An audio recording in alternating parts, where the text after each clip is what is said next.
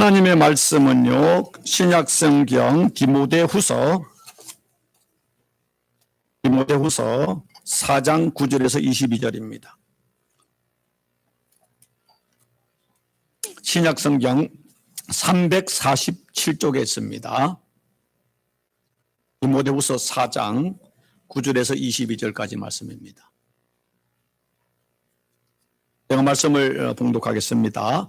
너는 어서 속히 내게로 오라. 데마는 이 세상을 사랑하여 나를 버리고 데살로니가로 갔고, 그레스게는 갈라디아로, 티도는 달마디아로 갔고, 누가만 나와 함께 있느니라. 네가 올 때에 마가를 데리고 오라. 그가 나의 일에 유익하니라.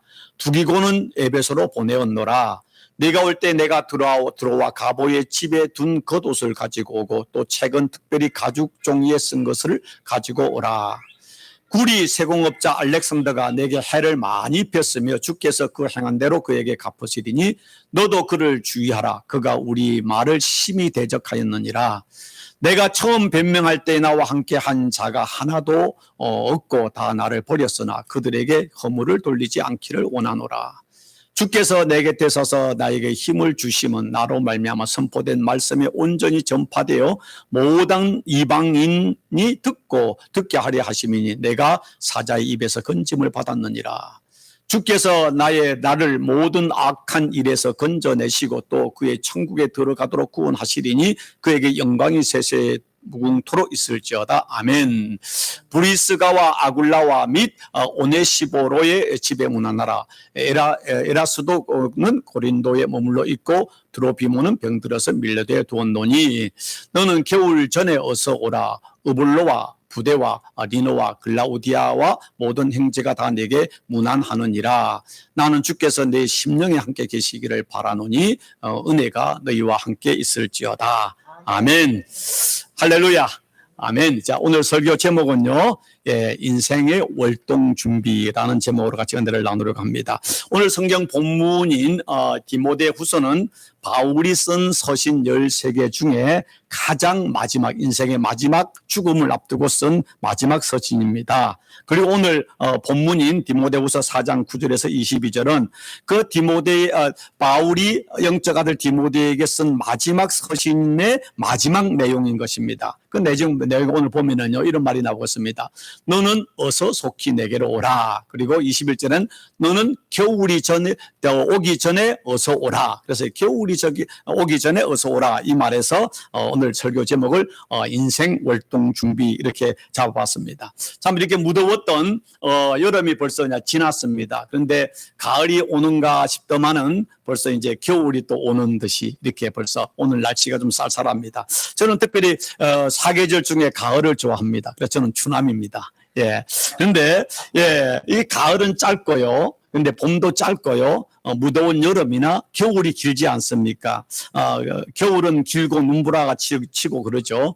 우리 어린 시절을 생각해 보면은 가을이 되면은 부모님들이 어른들이 분주합니다. 왜 분주합니까? 월동 준비하느라고. 월동 준비하면은 우리 어렸을 때 보면은 이제 가을에 추수를 해서 곡식들을 겨울에 먹을 곡식들을 창고에 가득 쌓아두고 그 다음에 뭐 합니까? 배추나 무를 가지고 이렇게 겨울에 먹을 김치를 담지 않습니까? 또 그렇게 하는 것만 아니라 또 이렇게 옛날에 새마을 운동하기 전에는 초가집, 젊은 친구들은 초가집 모르죠? 예, 초가집이면은 또 이렇게 초가 그것을 다 벗겨내고 그 다음에 새 볕단으로 또 초가집을 단장을 하고 그 다음에 또 뭐 무 같은 것들은 다 또 겨울에 먹을 무나 이런 것들은 다 또 배추 같은 거를 땅속에 깊이 얼지 않게 묻어놓고 그 다음에 또 부모님들이 겨울에 아이들이 입을 또 소모 바지들을 다 만들어서 겨울 준비를 합니다.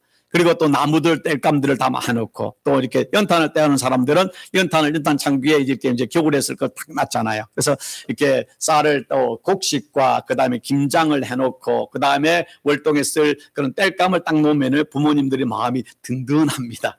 겨울을 낼 수 있으니까. 그러나 겨울을 준비하지 않는 사람들은 추운 겨울이 아주 고통스러울 수밖에 없는 것입니다. 여러분 인생에요, 뭐 우리가 볼 때 살아가면서 우리 사계절을 경험하고 있는데 어떤 사람은 말했습니다. 자연은 인생의 스승이다 그랬습니다. 우리는 이 사계절의 변화를 통해 가지고 많은 것들을 배우고 또 우리에게 주는 교훈들이 있지 않습니까? 그런데 특별히 우리 인생도 사계절이 있다고 이야기하지 않습니까? 사계절이 있는데 소설로 말하면 기승전결 할 때 이 결, 마지막 결론이 마치 인생의 사계절로 보라면 마지막 겨울과 같은 거잖아요. 그러니까 겨울이라는 것은 우리 인생의 마지막 어떤 우리 죽음을 준비하는 시간이라고 말할 수 있습니다. 우리 어렸을 때 읽었던 그 우리 동화 중에 개미와 빗장이가 있지 않습니까? 여름에 개미는 열심히 땀을 흘리면서 일을 하고 겨울을 준비했는데 빗장이는 나무 밑에서 기타를 팅팅 치고 놀고 있었습니다. 그러다가 이제 겨울이 되어서 눈보라가 치는데 빗장이는 겨울을 준비하지 않고 여름을 놀았기 때문에 겨울이 되는데 먹을 것이 없어서 이 집 저 집 동냥하면서 고통스럽게 사는데 개미는 여름에 수고해서 월동 준비를 잘했기 때문에 겨울이 되었을 때 집에서 따뜻하게 지나는 것을 이야기하면서 우리가 겨울을 잘 준비해야 된다라는 것을 어린 시절 우리에게 주는 아주 중요한 교훈이죠. 인생을 살아가면서요, 겨울을 우리가 잘 준비하는 것, 겨울이 올 것을 예비하는 것은 지혜로운 삶을 사는 것입니다. 오늘 사도 바울은요, 우리에게 인생의 월동 준비를 어떻게 해야 될 것인가를 또 이 성경을 통해서 우리가 보여주고 있습니다. 디모데후서 4장에 보면은 이런 말이고 있습니다. 6절에 전제와 같이 내가 벌써 부어지고 나의 떠날 시각이 가까웠도다 그랬습니다. 이 전제가 뭡니까? 전제는 이렇게 부어서 드리는 제사가 전제, 드링킹 오퍼링이라는 뜻인데요. 이걸 세 번역해 보니까 이렇게 이야기하고 있습니다. 나는 이미 부어 드리는 제물로 피를 흘릴 때가 되었고, 뭡니까? 죽을 때가 가까워졌는데 자연적인 죽음이 아니라 순교의 시간이 가까웠다는 것을 이야기하고 있습니다. 세상을 떠날 때가 되었습니다. 그러니까 지금 그의 영적 아들 디모데에게 마지막 편지를 쓰면서 이제 나는 늙어서 자연적으로 죽는 것이 아니라 이제 순교의 시간이, 내가 이제 피를 흘려 죽어야 할 시간이 가까워졌다라고 이야기하고 있고요. NASB 보니까 The time of departure has come. 우리가 이게 비행기를 타러 가면은 그 공항에 가면은 우리가 출국하는데 디파처라 그러잖아요. 그러니까 내가 지금 이제 이 땅을 떠날 시간이 되었다. 떠날 시간이 되었다는 것을 가까워졌다는 거 이야기하고 있는 것입니다. 우리 인생은 누구나 그날이 반드시 오는 것입니다. 그래서 지금 이 영적인 아버지였던 바울이 영적 아들 디모데에게 너는 어서 속히 내게 와라. 겨울이 오기 전에 어서 내게 오라라고 이야기합니다. 이 말을 다르게 말하면 나의 사랑하는 영적 아들 디모데야, 겨울이 오기 전에 서둘러 내게 오기를 원한다. 이 말은 뭐냐면 겨울이 되면은 지중해 바다가 이렇게 배들이 잘 뜨지 않습니다. 어는 곳도 있습니다. 그런 배가 뜨지 않으면은 이 디모데가 로마에 있는 바울에게 올 수가 없는 거예요. 그런데 배가 겨울이 되기 전에 바다가 얼기 전에 어서 내게 와라. 서둘러 와라. 내가 빨리 오지 않으면은 내가 너를 보고 싶은데 너를 보지 못하고 내가 죽을 수가 있다. 빨리 와서 좀 나를 만나라라고 하면서 오라고 서둘러 이야기하고 있습니다. 그런데 저는요, 이 말씀을 가지고 이렇게 읽을 때 보면은 다른 것보다 바울의 서신 많은 것이 있지만 고린도후서에 보면은 바울이 고난당한 이야기를 쭉 개인적인 이야기하고 있지만은 이 디모데후서 4장의 이야기를 읽으면은요, 저는 지금 왠지 모르게 가슴이 좀 먹먹해지고요. 어떤 때는 좀 눈가에 좀 이렇게 촉촉해지는 걸 느낍니다. 참 이 노사도 정말 평생을 예수 그리스도의 복음을 위해 자기 인생을 다 바쳤잖아요. 자기 전부를 다 드렸잖아요. 정말로 사도 바울만큼 사도들 중에 정말 고난을 당하고 예수의 헌신을 하고 또 예수의 그 복음을 위한 업적을 남긴 사람이 없잖아요. 비교할 수 없을 만큼 사도 중에 사도였습니다. 그런데 그는 예수 그리스도의 복음 때문에 많은 고난과 핍박과 이영과 가난과 오해와 비난과 멸시 천대를 받아서 그 말에 나는 만물 중에 찌꺼기 같이 되었다고 이야기하고 있습니다. 심지어는 어떻게 이야기하고 있습니까? 정말로 나는 살 소망이 끊어졌다까지 고린도 후서에서 이야기하고 있습니다. 39대의 채찍을 5번 맞았고요. 3번의 태장을 맞고 1번의 돌에 맞았고 3번 파선의 위험이 있었고 수없이 줄이고 목마르고 여러 번 굶고 헐벗고 이렇게 먹지 못했다라고 이야기하고 있습니다.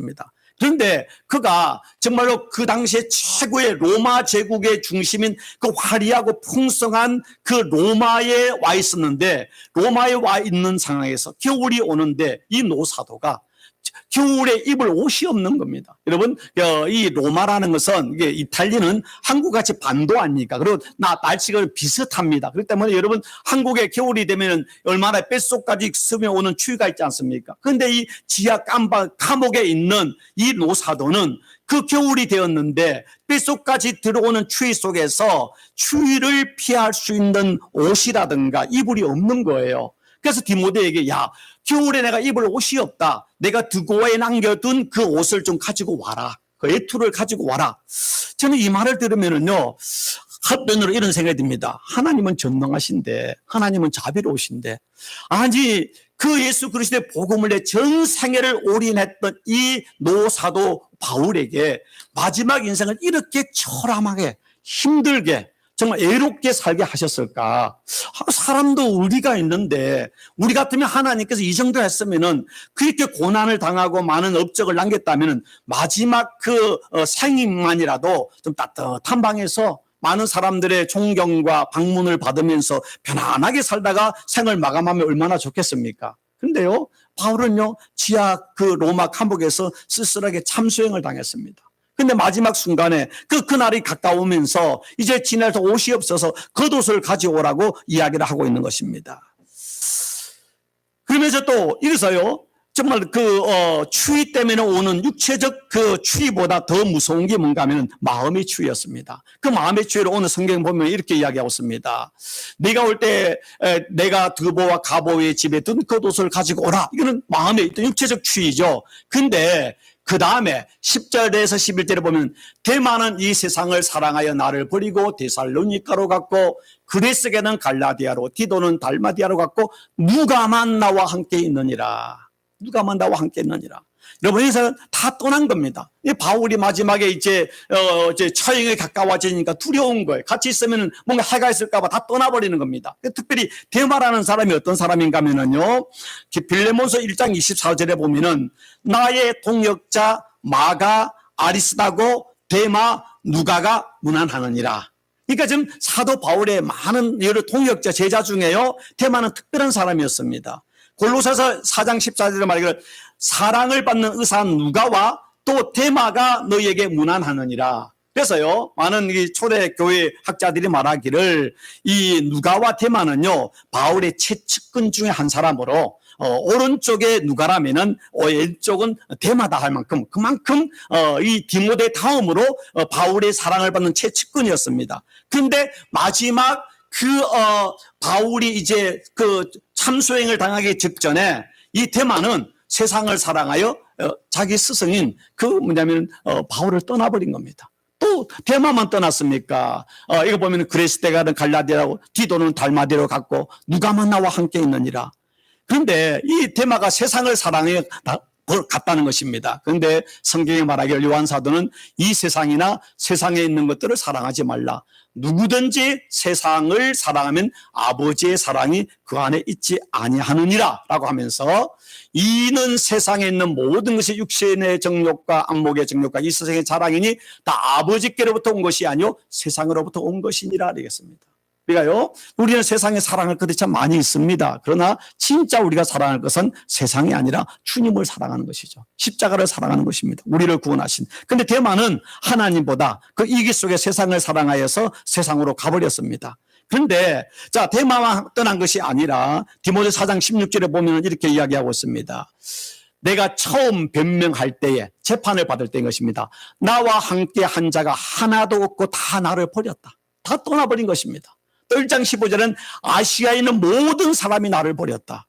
여러분 같이 친구고 같이 놀고 같이 신앙생활하는 이웃들이 여러분이 힘들고 어렵고 사업이 망하거나 여러분이 병들었을 때 아무도 찾아오지 않고 다 나를 떠나버린다면 얼마나 큰 배신감을 느끼겠습니까? 근데 사도 바울은 단순한 어떤 친구 관계가 아니지 않습니까? 이거는 그걸 넘어서서 정말로 자기의 피와 눈물을 바쳐서 그 아시아는 뭐냐면 그 오늘날 터키인데 그 소아시아 7교회를 사도 바울이 세웠거든요. 자기 생명을 바쳐 세웠던 교회의 성도들이 사도 바울이 어려움을 당하니까 다 등을 돌려버린 겁니다. 다 떠나버린 것입니다. 그때 우리가 느끼는 그거는 육체적 추위와는 상상할 수 없는 그 마음의 어떤 추위, 어떤 배신감, 자괴감은 이루 말할 수 없지 않겠습니까? 그리고 우리 같으면 야 하나님 내가 이렇게 하나님을 위해서 일을 했는데 내 인생의 마지막에 이렇게 초라하고 외롭고 모두가 나를 떠나는 배신감에 내가 사로잡혀야 됩니까? 그럼 우리 원망이 나오지 않겠습니까? 근데 그 상황 속에서 지금 사도 바울이 그 외로움 속에서 야 디모데야 빨리 겨울이 전에 오라라고 이야기하고 있습니다. 그런데 그 이제 초대 교회사를 보면 성경은 없지만은요 디모데가 로마에 그 바울을 찾아오기 전에 사도 바울은 참수행을 당합니다. 로마의 그 아주 미치광이 황제 네로가 자기가 불을 질러놓고 로마에 그 불을 질러놓고 그것을 기독교인들이 불을 질렀다 해가지고 기독교인들 다 잡아 죽이지 않습니까? 그때에 그 이제 우두머리로 사도 바울을 이렇게 잡아가지고 죽이는데요.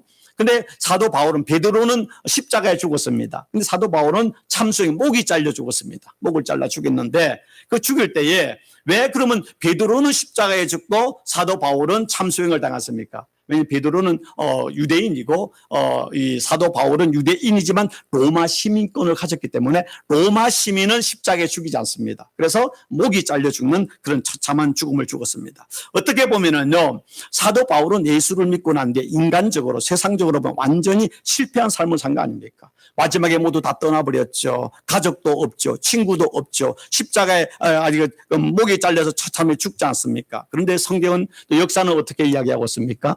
그 모든 것은 로마로부터 출발한다는 로마의 대제국의 황제들은 그 어떤 공을 세웠던 그 위대한 장군들이나 또 그 어떤 관료들은 우리 이름은 모릅니다. 그들은 존경하지 않습니다. 역사 속에 뭐 이름을 아는 시저 같은 황제는 있을지 모르지만 우리가 그들을 존경하거나 그들의 삶을 우리는 묵상하지는 않습니다. 그러나 처참하게 쓸쓸하게 지하 감옥에서 살다가 마지막에 참수행을 당했던 이 사도 바울은 어떻습니까? 사도 바울은요 우리가 설교할 때에 예수님 다음으로 많이 이야기하는 것은 사도 바울입니다. 성경에서 가장 많은 또 성경을 썼던 사람도 사도 바울입니다. 그래서 영국의 위대한 역사학자인 아놀드 토인비는 말을 하기를 사도 바울이 탔던 배 머리가 아시아를 향하다가 유럽으로 급 방향을 바꿈으로 인해 유럽의 역사가 바뀌었고 세계의 역사가 바뀌었다 이야기했습니다. 그만큼 이 사도 바울의 인생은 세계 역사에 유럽의 역사에 지대한 영향을 미쳤던 가장 2000년 역사 속 예수 다음으로 영향력을 발휘한 사람인 것입니다.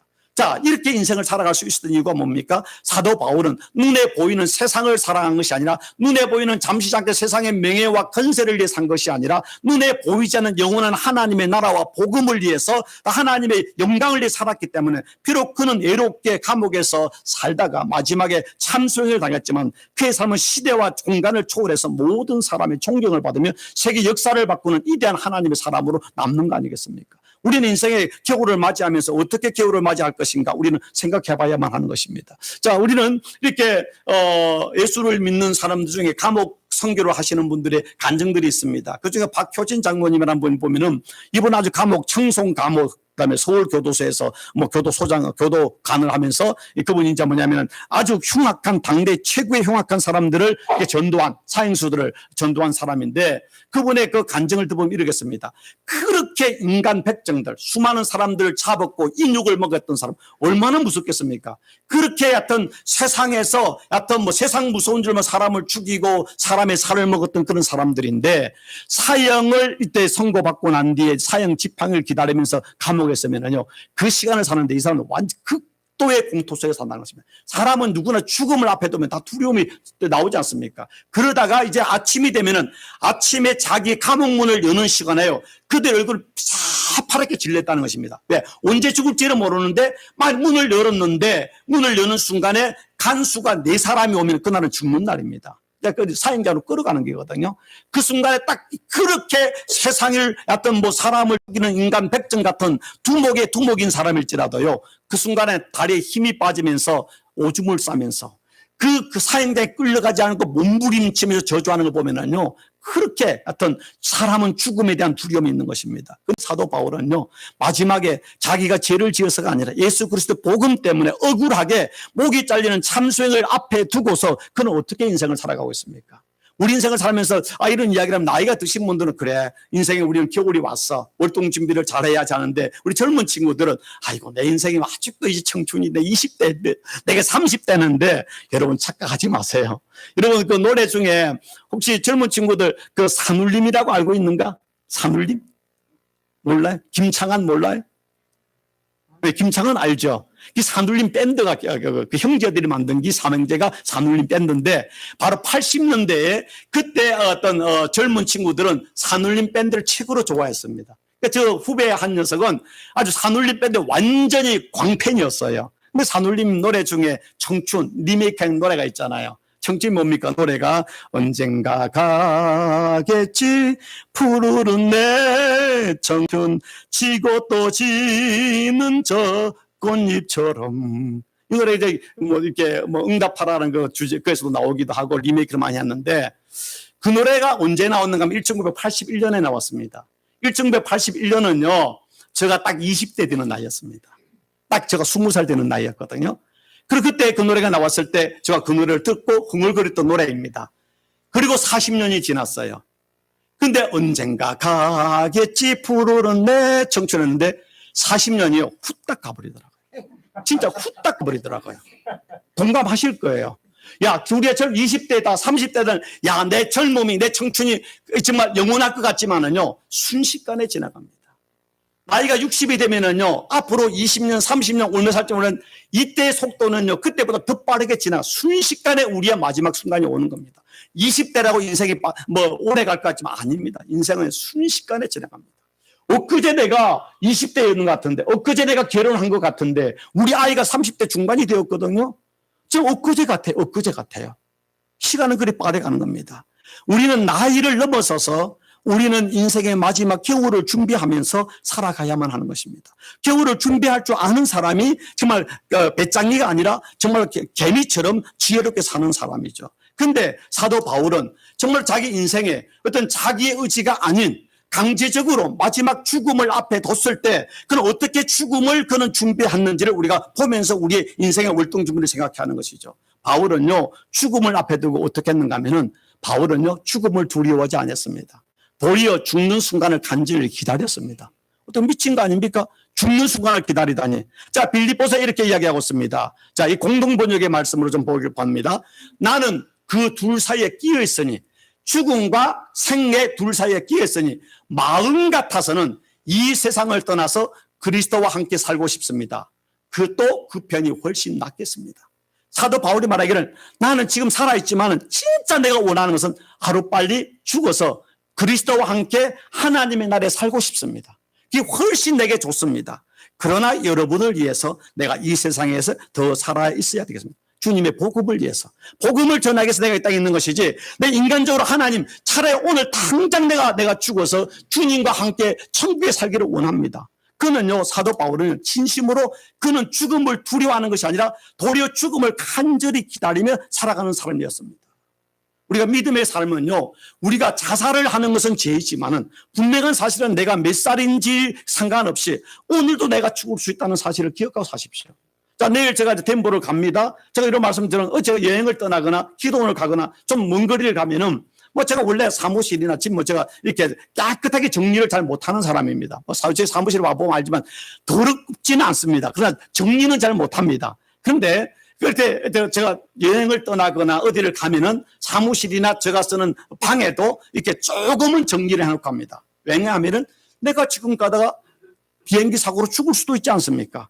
내가 죽고 난 이후에 내 뒷자리를 보는 사람들이 아유 저 사람이 목사라면서 저렇게 했네 하는 소리는 듣고 싶지 않아서 다른 말 뭡니까? 내가 내일 여행을 가면서 심포지엄을 참석하면서 내가 다시 못 돌아올 수 있다는 생각으로 가는 겁니다. 동시에 물론 저는 뭐 20년 30년 더 살 수 있다는 생각으로 100세까지 살지 모르기 때문에 열심히 기도하고 열심히 운동도 하고 열심히 밥도 먹습니다. 사는 달 동안은 제가 행복하게 멋들어지게 살고 싶습니다. 최선을 다합니다. 그럼 우리 생명 하나님의 손에 있잖아요. 그럼 우리가 살 때 얼마나 오래 살 것인가 아니라 죽음의 그날을 기다리면서 두려워하지 않고 살아야 되죠. 인류의 모든 사람들의 최고의 공포와 두려움이 뭡니까? 죽음 아닙니까?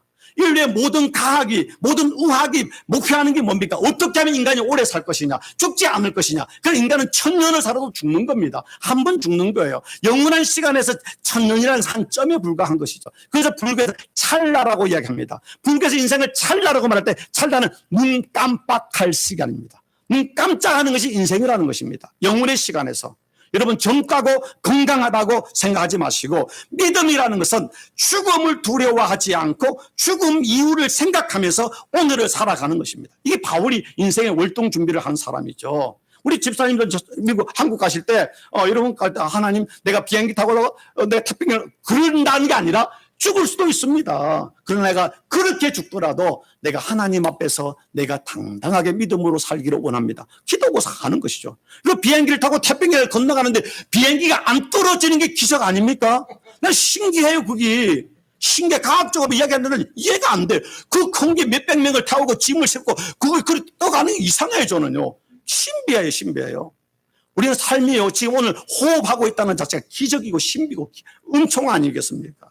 바울은요, 두 번째, 그는요, 인생의 월동점에서 바울은 모두가 마지막 순간에 그 곁을 다 떠나버렸잖아요. 누가만 남았다 그랬잖아요. 그러나 떠나도 애로워하지 않았습니다. 우리는 나이가 들면서 가족도 떠나고 자녀도 떠나고 친구도 하나둘 떠나지 않습니까? 내가 젊었을 때 특별히 대기업을 하던 사람은 이렇게 대기업에서 뭐 회장이나 중역들은 얼마나 많은 사람이 있습니까? 그다 딱 이 사람이 딱 은퇴를 하는 순간에 다 떠나보지 않습니까? 그 오는 절망감. 그래서 대기업에 중역을 했던 사람이 평사원을 했던 사람은 훨씬 은퇴하고 난 뒤에 오는 절망감과 우울증이 몇 배가 높다지 않습니까? 근데 인생을 잘못 산 것이죠. 정말 우리가 누구든 나이가 들면은 마치 나무가 가을이 되면 낙엽이 떨어지고 겨울이 되면 다 앙상해지는 것처럼 우리 인생에 겨울이 오면 앙상해지는 건 정상입니다. 떠나는 게 정상입니다. 그것 때문에 애로워하고 그것 때문에 원망하고 그것 때문에 절망하고 그것 때문에 슬퍼하는 거는요, 인생의 월동 준비를 안 한 사람입니다. 사도 바울이 위대한 인생을 살았던 사람도 그 얘기들 다 떠났잖아요. 그런데 그가 말하기를 그런 상황에 그가 뭐라고 이야기하는가 하면은 주께서 내 곁에 있어서 나에게 힘을 주시면, 자, 누가만 남고 다 대마하던 세상을 사랑에 떠나고 다 떠났다. 모두 나를 버렸다. 그러나 그 주께서 말하기를 주께서 내 곁에 있어서 내게 힘을 주셨다. 내가 감옥에 내가 홀로 있을지라도 내가 외롭지 않다. 그 때문에 슬퍼하지 않다. 왜? 주님 임마누엘의 하나님이 나와 함께 하시니까. 내가 사자의 입에서 건짐을 받았느니라. 이 고난 속에서 마치 다니엘과 세 친구를 주께서 풀무불 속에 사자굴 속에 건져내심처럼 하나님이 내게 능력을 주시고 내게 소망을 주셔서 내가 감사한다는 것입니다. 우리가 헌금 속으로 많이 불렀던 오늘을 위한 기도, 거기에 나오는 내용이 뭡니까? 모두 나를 떠나도 뭐라고요? 애로워하지 아니하며, 애로워하지 않으며. 물론 우리가 옆에 친구들이 나이가 들면서 필요합니다. 가족도 필요합니다. 그래서 사도 바울은요, 가족도 없습니다. 남편도 없고, 남편 아니죠. 아내도 없고, 자식도 없지 않습니까? 자기의 평생 정말 생명처럼 사랑했던 제자 다 떠났지만은요, 사도 바울은 그 감옥에서 마지막 시간을 디모데를 기다렸지만 디모데가 오지 않다고, 안 한다고 그것 때문에 애로워하거나 원망하지 않았습니다. 그리고 하나님이 자기와 함께 하시고 자기 힘을 주심을 보고 그 안에서 애로워하기보다는 고독 속에서 주님과 기쁜 교제를 하지 않습니까? 여러분, 인생의 마지막이 가까웠을 때 여러분 사람들 떠나면은 그 애로움이기보다는 그 시간에 하나님과 깊은 교제를 할 수 있는 고독의 시간이라면은 도리어 그 시간은 좋습니다. 사람들이 많이 있어서 날마다 이야기하느라고 여러분이 하나님과 깊은 교제를 못한다면은요, 그건 여러분은 더 불행한 것입니다. 사람이 많이 있다고 행복한 게 아니죠. 사람이 없을지라도 아무도 내 옆에 없을지라도 하나님과 깊은 고독 속에 대화를 할 수 있는 사람은요, 마지막 순간에 애롭지 않죠. 그래서 사도 바울은요, 그 마지막 모두를 떠나도 애로워하지 아니했고요. 그 다음에 그의 인생의 마지막 활동중입니다. 바울은 자신이 가야 할 분명한 목적지를 알았습니다. 분명한 목적지. 그 목적지가 뭡니까? 18절에 말하 이렇게 하고 있습니다. 주께서 나를 모든 악한 일에서 건져내시고 또 그의 천국에 들어가도록 구원하시리니 그에게 영광이 세세 무궁토록 있을지어다. 마지막 죽음을 앞에 놓고 참성을 앞에 놓고 내가 죽으면 그로 끝나는 것이 아니라 나는 천국에 들어가도록 구원을 받을 것이다. 그래서 그에게 영광이 세세 무궁토록 있을지어다. 내가 하나님께 감사를 드립니다. 내가 하나님을 찬양합니다. 마지막 죽음을 놓고 그렇게 이야기하고 있지 않습니까? 우리는 죽음으로 끝나는 것이 아니라 죽음 위에 우리의 진짜 본향인 천국이 있지 않습니까? 세상에 예수를 믿지 않는 사람은 아무리 건세한 세상의 모든 명예를 가져도 우주의 고아입니다. 그러나 우리가 예수를 믿는 사람은 가족이 없을지라도 친구가 없을지라도 우리의 마지막에 진짜 본향인 천국에 있기 때문에 우리의 나이가 들면 늙어감이 우리에게 불행이 아니라 도리어 하나님 앞에 가는 소망을 가지는 것이죠. 하루를 지나면 내가 늙었다가 아니라 주님 앞에 갈 날이 가까워 죽구나. 마치 여기도 이제 우리 그 군대 여러분 지원해서 왔지만 한국 같은 경우는 군대가 이제 징병지잖아요. 직면 가면은 모두가 꿈꾸는 것이 군대 제대의 날입니다. 근데 군인들이 제대의 날을 기다림보다 우리가 주님을 만나는 그 본향을 기다리는 것이 참 믿음이고 인생의 월동을 준비하는 사람이죠. 바울은 네 번째 그랬습니다. 어떻게 월동 준비할까? 바울의 인생의 명의 마지막을 기다리면 누구보다 설레었습니다. 여러분, 우리를 성경에 뭐랍니까? 예수는 우리의 신랑이시고 우리는 예수의 뭡니까? 신부라고 그랬습니까? 그럼 예수님과 함께 우리가 또 마지막 그 순간에 하늘의 거룩한 혼례식이 있습니다. 그러면 약혼한 그 여자가, 순결한 신부가 그 사랑하는 남자와 결혼의 날이 얼마나 기다려지겠습니까? 우리는 그 마지막을 기다리며 살아가는 것입니다. 그래서 그 사도 바울이 말하기를 전제와 같이 내가 벌써 부어지고 나의 떠날 시간이 가까웠도다. 나는 선한 싸움을 싸우고 나의 달려갈 길을 마치고 믿음을 짝깍 돌아올도록 말입니까? 그는요, 나는 선한 싸움을 싸웠다. 나의 달려갈 길을 이제 마쳤다. 내가 믿음을 끝까지 지켰다. 이제는 우리의 재판장이신 예수님께서 내게 주실 의의 면류관이 있다. 여러분, 졸업을 하면 좋아합니다. 졸업하는데요, 학생들이 졸업생들의 그 좋아하는 강도는 다릅니다. 만약 그 학교의 전교 1등 발레딕토리안 상을 받는 졸업생을 대표해가지고 연설을 하는 그 학생은요, 그 학생만이 아니라 그 가문의 영광 아닙니까? TV도 나오고 지역신문에도 나오겠죠. 그와 마찬가지로 정말 우리가 하나님 앞에 갔을 때 주님 우리를 칭찬하면서 세상의 그 어떤 상과도 비교할 수 없는 의의 면류관, 상백의 면류관을 우리가 씌워준다면 그거는 얼마나 노벨상과 비교할 수 없는 영광이고 기쁨이고 영원한 우리의 찬송이 되지 않겠습니까? 사도 바울은 마지막 죽음을 앞에 두고 말하기를 나는 믿음을 끝까지 지킨 선한 싸움을 싸웠으니 우리의 재판장 되신 예수님께서 내게 의의 면류관을 주실 것이다. 그날을 기다리면서 지금 참소행을 기다리면서 야 빨리 좀 죽여줘라. 차라리 빨리 내가 죽고 천국 가겠다. 더 기다렸을 거라고. 하루를 더 사는 게 아니라 그 많은 사형수들이 감옥에서 그날이 올까 두려운데 사도 바울은 야 이왕 죽일 거 빨리 죽여라. 나 천국 가겠다.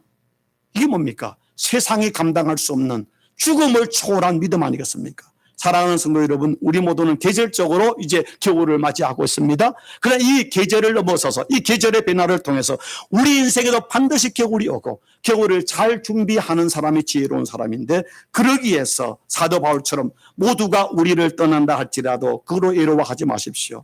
인생의 겨울이 가까울수록 우리의 진정한 본향인 천국 아버지 집이 있음을 기억하시고 죽음을 두려워하지 마십시오. 끝까지 어떤 상황 속에서도 데마처럼 세상을 사랑하여 주님을 떠나고 바울을 떠나는 것이 아니라 끝까지 주님 안에서 주님을 사랑하는 가운데 믿음의 선한 싸움을 싸우십시오. 그리고 주님께서 우리에게 주실 그 영광의 멸류관 구원을 바라보며 오늘도 거룩한 순례자의 삶을 살며 인생의 월동 준비를 잘하는 지혜로운 축복된 성도들이 다 되어지기를 주의 이름으로 축원합니다.